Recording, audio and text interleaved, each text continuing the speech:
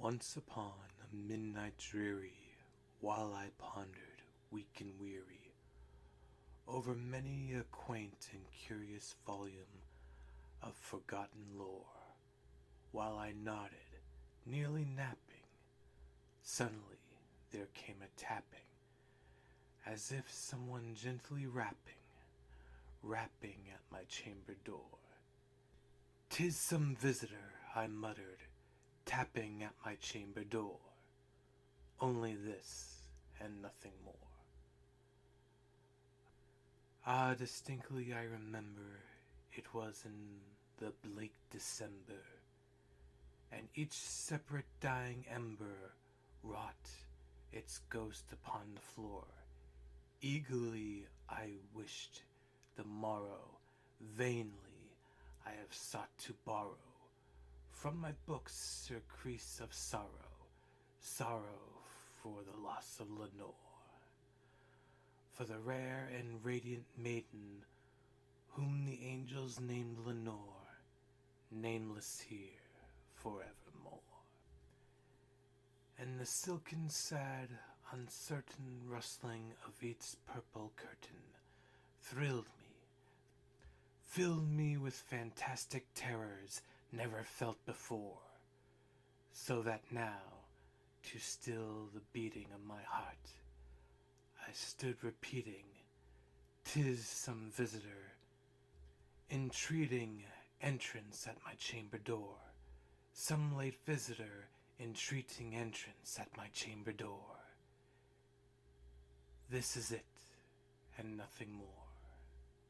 Presently my soul grew stronger, hesitating then no longer. "Sir," says I, "or madam, truly your forgiveness I implore, but the fact that I was napping, and so gently you came rapping, and so faintly you came tapping at my chamber door, that I scare was sure I heard you.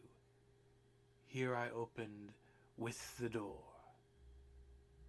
Darkness there, and nothing more. Deep into the darkness peering, long I stood there wondering, fearing, doubting, dreaming dreams no mere mortal ever dared to dream before. But the silence was unbroken, and the stillness gave no token, and the only word there spoken was whispered word, "Lenore." This I whispered, and an echo murmured back the word, "Lenore." Merely this, and nothing more. Back into the chamber turning, all my soul within me burning, soon again I heard a tapping, somewhat louder than before. "Surely," says I, "surely this is something at my window lattice. Let me see, then, what thereat is, and this mystery explore. Let my heart be still a moment, and this mystery explore. 'Tis the window, and nothing more." Open here I flung the shutter, when with many a flirt and flutter in there stepped a starry raven of the saintly days of yore. Not the least obeisance made he, not a minute stopped or stayed he, but with mien of loud or lady, perched above my chamber door, perched upon a bust of Pallas just above my chamber door, perched and sat, and nothing more. Then this ebony bird, begrueling my sad fancy into smiling, by the grave and stern decorum of Constance it wore, thought thy crest be scorn and shaven now, I said, and sure no craven, ghastly grim and ancient raven, wandering from this nightly shore. Tell me what thy loudly name is on that night's Plutonian shore. Quoth the raven, nevermore. Much I marvelled this ungainly fowl, to hear discourse so plainly, thought its answer little meaning, little relevancy bore, for we cannot help agreeing that no living human being ever yet was blessed with seeing bird above his chamber door, bird or beast upon the sculpture and bust above his chamber door, with such a name as nevermore.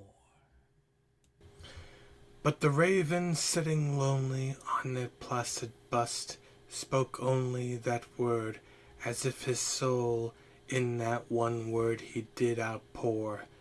Nothing farther than he uttered, not a feather that he fluttered, till I scarcely more than muttered, other friends have flown before. On the morrow he will leave me, as my hopes have flown before. Then the bird said, nevermore.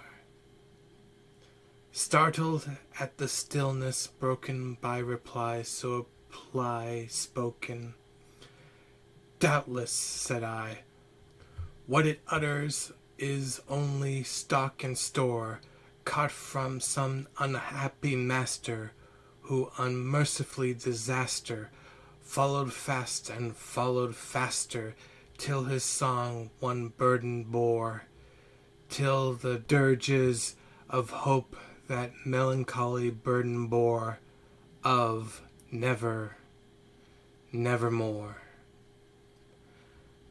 But the raven still beguiling all my fancy into smiling, straight I wheeled a cushioned seat in front of the bird, and busked to the door. Then upon velvet skinning I betook myself to linking fancy unto fancy, thinking, what is ominous bird of yore, what this grim, ungainly, ghastly, gauting, and ominous bird of yore meant in croaking, nevermore. This I sat engaged in guessing, but no syllable expressing, to the fowl whose fiercely eyes now burden into my bosom's core. This and more I sat in diving, with my heart and ease reclining on the cushion's velvet linking, that the lamplight gloated o'er, but whose velvet violet linking with the lamplighting glowings o'er, she shall press, nevermore. Then methought the air grew denser, perfumed from an unseen censer, swung by seraphim whose footfall tingled on tufted floor. Wretch, I cried, thy God has lent thee, by these angels he hath sent thee, respite, respite, and neft from memories of Lenore. Quaff, oh quaff, this kind of neft and thought of lost Lenore. Quoth the raven, nevermore. Prophet, says I, thing of evil, prophet still, if the bird or devil, whether temper sent or whether temper tossed, thee has ashore, desolate yet undaunted, on this desert land enchanted, on this homely by horror haunted, tell me truly, I implore, is there the balm in Gilead? Tell me, I implore. Quoth the raven, nevermore. Prophet, says I, thing of evil, prophet still, if bird or devil, by the heaven that bends above us, by the gods that we be adore. 'Tis the soul of the sorrows laden, if within the distant Aidenn it shall clasp a saint maiden, whom's the angels name Lenore, clasp a rare and radiant maiden, whom's the angel name Lenore. Quoth the raven, nevermore. By that word our sign and pairing, bird of fiend, I shriek, upstating, get back thee into the Thames and the night's platoonous shore. Leave no black plumes and token of lie thy soul hath spoke. Leave my loneliness unbroken. Quit the bust above my door.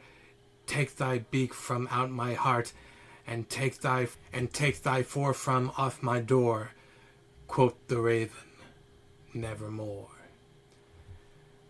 And the raven, never fitting, still is sitting on that plastered bust of Pallas, just above my chamber door.